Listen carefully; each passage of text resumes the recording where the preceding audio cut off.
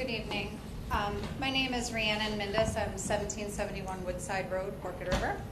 I'm here today to revisit what I brought to your attention 3 years ago. And I felt it was important to revisit my message because a lot of these seats are filled now by new members. For those of you who don't know me, I am a Lacey alumni. I chose to come back to Lacey because of its close-knit qualities that this town offers. The sense of community that we have here can be powerful, and I want my children to experience what it is to be good to your neighbor and to be a part of the community that we represent. 3 years ago, I asked you to look up from your numbers and to really look at what was going on when you're voting on our contract. Most of our teaching staff now have second jobs all year round, not just in the summer months. Not only does that have an effect on what the students see about this profession, but it also decreases the time and energy that they can put into creating innovative lessons. This is of no fault of their own, as it's a necessity to have the income that they can stay afloat on. I cautioned that we would be losing valuable staff, and unfortunately my prediction has come to fruition. For so long, Lacey staff has negotiated lower salaries to balance the offset of health care, but that changed with Chapter 78. Many teachers haven't seen the increases due to rising contributions. Couple that with the fact that Lacey has the lowest salaried teachers in the county, except for Lakewood. You now have conditions that do not favor the best of the best staying here. And I'm sad to report so many names.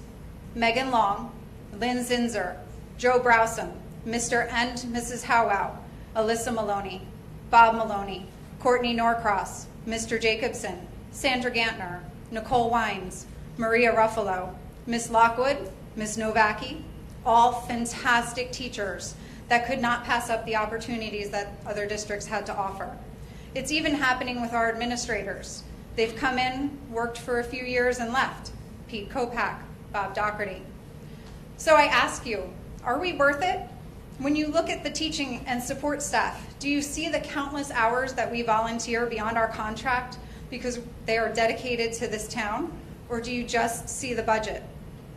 Is it worth it to have the best of the best planning their quickest exit, eliminating the mentors that you need for your future teachers?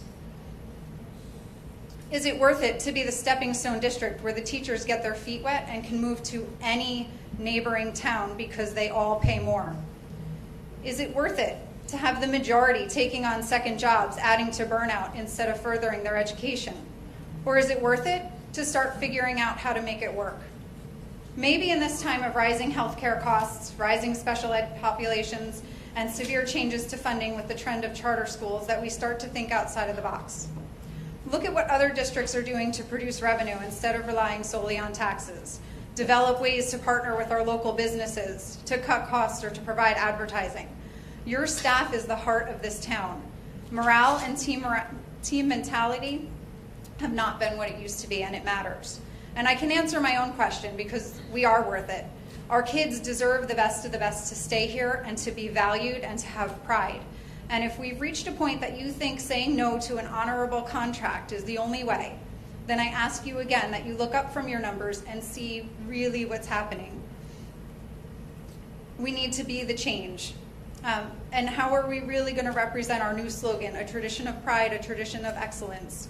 Pride and excellence are in your staff. I plead that you keep them here. Thank you.